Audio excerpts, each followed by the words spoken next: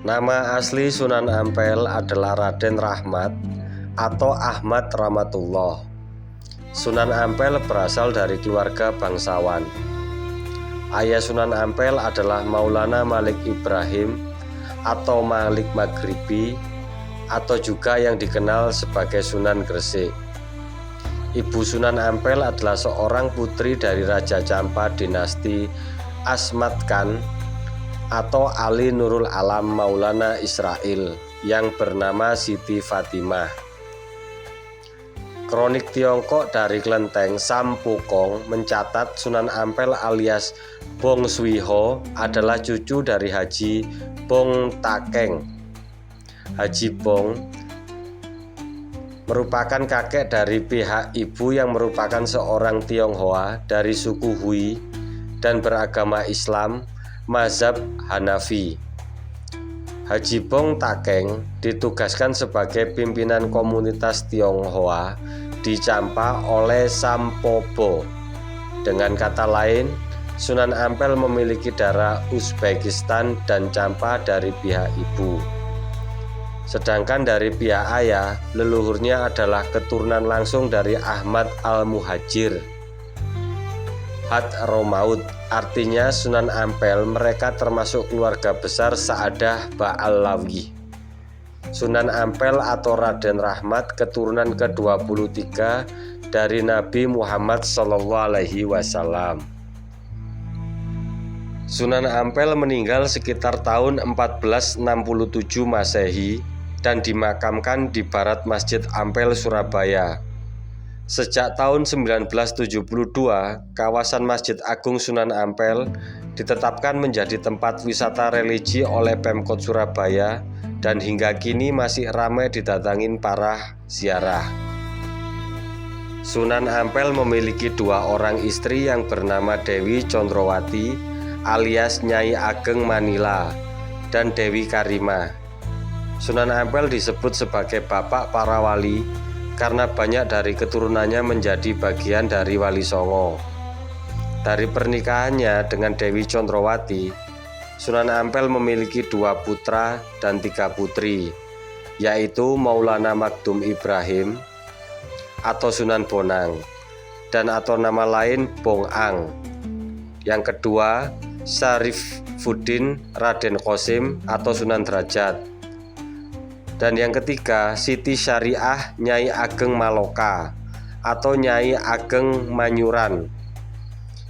Dan selanjutnya Siti Mutmainah dan yang terakhir Siti Hafsah.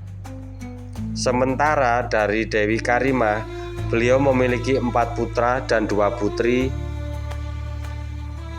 Putri Dewi Murtasiyah atau istri Sunan Giri.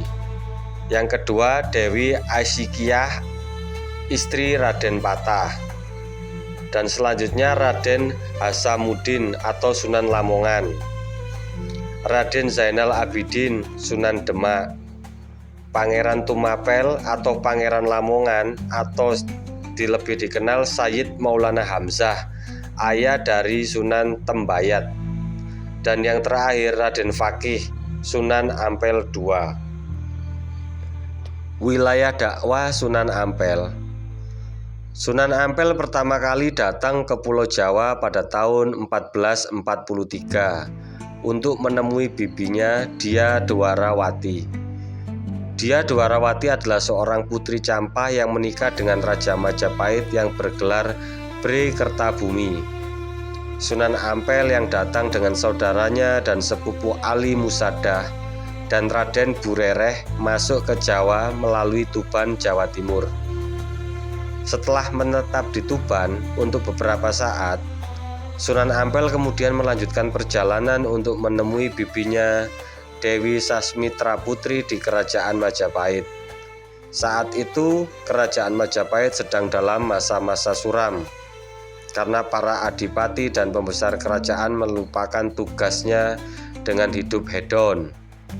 Kondisi itu membuat Majapahit carut-marut dan mendorong Prabu Wijaya mengundang Sunan Ampel untuk mengatasi masalah-masalah di Kerajaan Majapahit. Sunan Ampel kemudian berdakwah menyebarkan agama Islam di wilayah Kerajaan Majapahit dengan tugas menyadarkan para adipati dan pembesar kerajaan untuk kembali ke jalan yang benar. Untuk mendukung tugas yang diberikan, Sunan Ampel membangun masjid sebagai pusat ibadah dan takwa, serta membangun pesantren. Daerah tempat pesantren tersebut dikenal dengan Ampel Denta, sehingga nama Raden Rahmat kemudian dikenal dengan sebutan Sunan Ampel. Sunan Ampel juga berdakwah ke wilayah lain seperti Madura hingga Bima. Cara dakwah Sunan Ampel. Sunan Ampel melakukan dakwah dengan membangun jaringan kekerabatan. Sebagai seseorang dengan latar belakang multikultural, Sunan Ampel juga melakukan upaya alkulturasi dan asimilasi dari aspek budaya pra-Islam dengan Islam agar lebih mudah diterima masyarakat. Salah satu cara dakwah Sunan Ampel yang masih dikenal hingga kini adalah falsafah molimo. Kata mo dalam bahasa Jawa artinya tidak mau, sedangkan limo berarti 5. Molimo menjadi falsafah yang artinya tidak melakukan 5 hal tercela. Berikut 5 perkara yang diajarkan dalam falsafah molimo. 1. Moh main atau tidak mau berjudi. Kedua, moh ngombe, tidak mau mabuk. Ketiga, moh maling, tidak mau mencuri. Keempat, moh madat, tidak mau menghisap candu. Kelima, moh madon, tidak mau berzinah. Demikian sepenggal kisah Raden Rahmatullah atau kita kenal sebagai Sunan Ampel. Terima kasih, semoga bermanfaat.